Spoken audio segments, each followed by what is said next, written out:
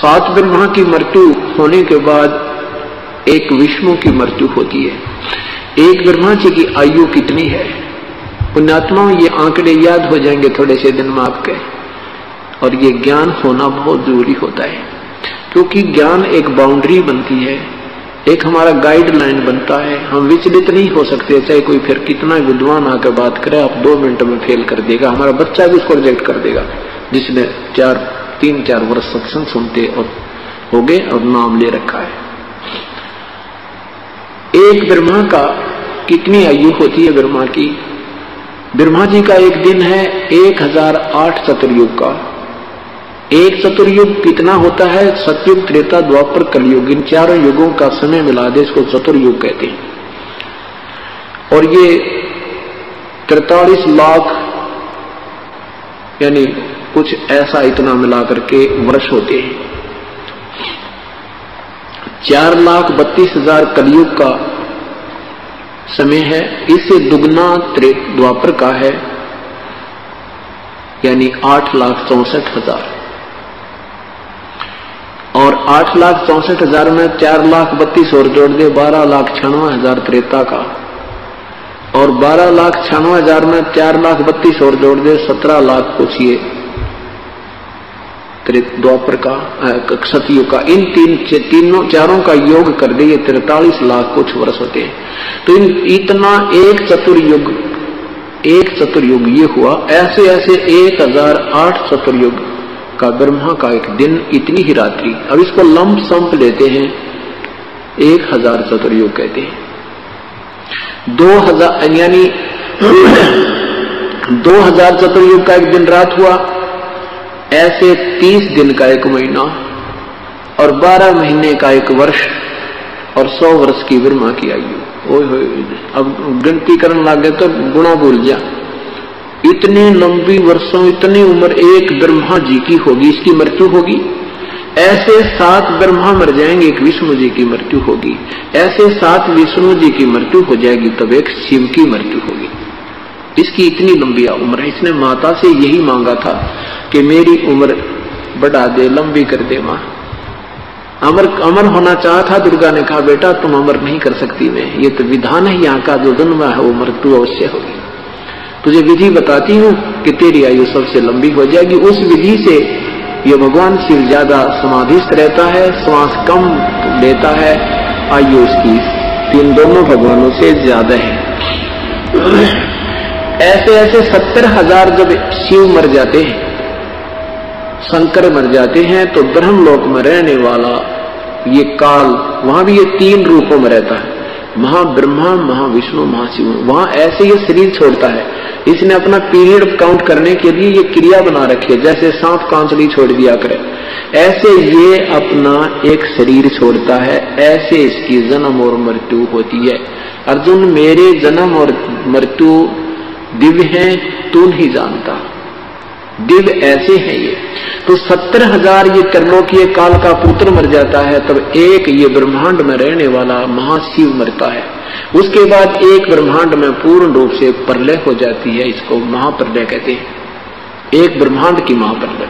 उसके बाद ये काल इन सब जीवों को दूसरे ब्रह्मांड में शिफ्ट कर देता है। वहां ऐसे ही अपनी पत्नी को, दुर्गा को महाब्रह्मा, महाविष्णु, आप स्वयं महाब्रह्मा, महाविष्णु शिव रूप में रहता है। दुर्गा को महासावित्री, महालक्ष्मी और महा पार्वती रूप में रखकर वहां पुत्रों की उत्पत्ति करके सृष्टि प्रारंभ करता है। अब ऐसे एक काल मरता है, अर्थात एक ब्रह्मांड की जो प्रलय होती है, ये एक दिन हो गया, ये एक युग हो गया परब्रह्म का। परब्रह्म का एक युग हो गया।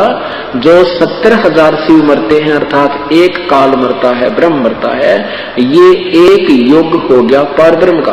परब्रह्म का परब्रह्म का एक युग हो गया। ऐसे 1000 युग का उस परब्रह्म का दिन, इतनी ही रात्रि, 1000 युग का, नोट चतुर्युग। ये पॉइंट समझना पुण्यात्मा, और कोई बालक नहीं है, कोई शिक्षित हो सभी, कोई एमए है, कोई ग्रेजुएट है, कोई 10वीं, कोई आज कोई बालक नहीं। और शास्त्र हमारे पास है, देखोगे तो पता चलेगा ये कहाँ डले डुआ रखे थे हमारे तीन नादान महर्षि बने बैठे थे। इन्हें कैफे का ज्ञान है। 8वें अध्याय, 7-8 गीता जी के 8वें अध्याय के 17वें श्लोक में लिखा है, सेंसर युग लिखा है, उसमें सेंसर चतुर्युग नहीं लिखा है।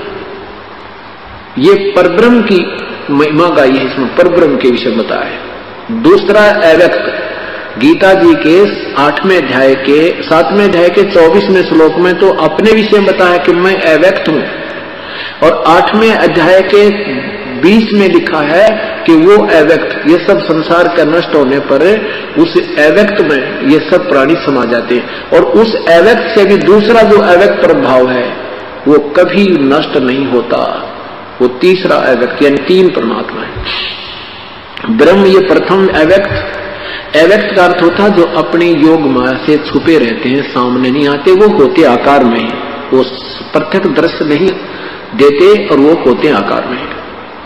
वो हमारी रेंज से, हमारी दूरदृष्टि की और हमारी दृष्टि की पहुंच से बाहर होते हैं, इसलिए हम उनको अव्यक्त कहा जाता है।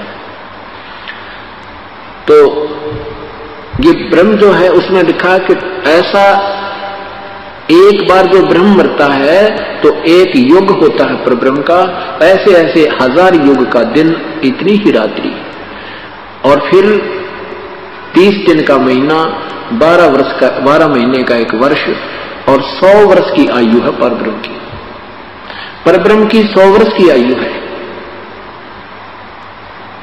तो फिर इस परब्रह्म का भी विनाश होता है। लेकिन ये तो कमाल हो गया, देखिए 70,000 शिव मरे, और जब एक बार ये ब्रह्म मरे और फिर उसका एक युग हुआ परब्रह्म का, और ऐसे ऐसे 1000 बार जब यो काल मर लेगा, मृत्यु हो जाती है, ब्रह्म की मृत्यु होती है क्षर पुरुष की, तो तब ये 21 ब्रह्मांड का विनाश हो जाता है।